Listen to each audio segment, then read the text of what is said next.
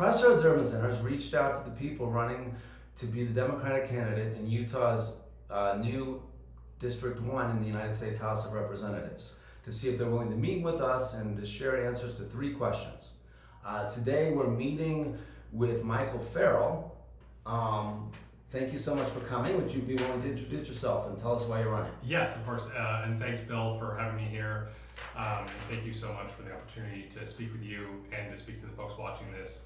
I am running because I look around at the folks that are currently in office or running to represent us, and I don't really feel like they actually care about us. I don't feel like they hear what ordinary Americans care about. You know, I've been a tax attorney for 12 years. Tax attorney doesn't scream salt of the earth common man, but I've seen how the system doesn't work. Like, the rhetoric that the system is rigged. Like, Donald Trump is president for the second time.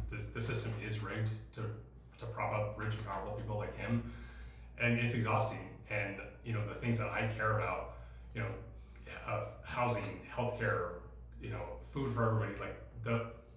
I don't actually feel like I'm represented. I don't feel like there are people who care about those things the same way that I do, in Congress right now. And so I looked around, I looked at the field, and I was like, I care about these things, and I'm gonna fight for these things. And I feel like we need someone who's gonna fight tooth and nail for those things.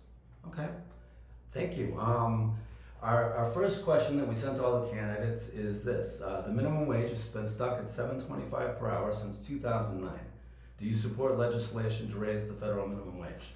Yeah, first of all, absolutely I do. And I noticed in the camera my eyes widened like a cartoon character when you said that, because it's just every time I hear that, it's nuts. The minimum wage has been stuck at $7.25, like you said, for decades, for almost 2 decades. To have an inflation-adjusted minimum wage that would put us at the same earning capacity as the boomer generation, it would have to be at about $60 an hour. Like, we're obviously not even close to that.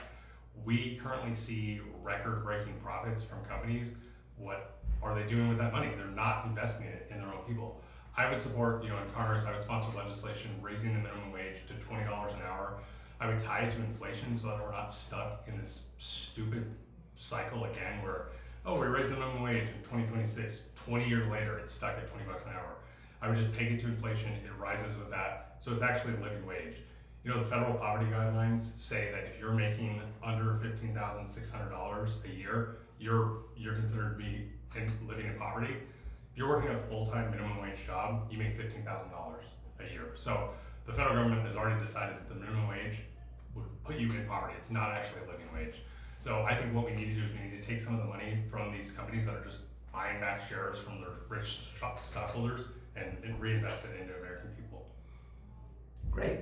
Thank you for your answer. The second question we sent to all the candidates was, in the big beautiful bill championed by President Trump, there were many negative changes made to Medicaid and the Supplemental Nutrition Assistance Program, or SNAP. Would you support legislation to repeal these negative changes to vital health care and nutrition programs? Absolutely, yes. I would support a legislation, and will sponsor legislation when in Congress, rolling back these cuts for 2 reasons. One, they're inhumane and immoral. And 2, the reason we did them is disgusting. We cut money for SNAP and Medicaid to give tax cuts to rich people and corporations. If we had a good reason, what's the good reason to take healthcare and food away from needy people? There isn't. But if we had a good reason, fine. But the reason we had was to cut taxes for rich billionaires. Our government serves wealthy elites. Yes, I would sponsor legislation rolling back those cuts, and I would sponsor legislation that would keep those levels, the funding levels at Medicaid and SNAP and things like that, locked in, other than a supermajority in Congress voting to repeal them.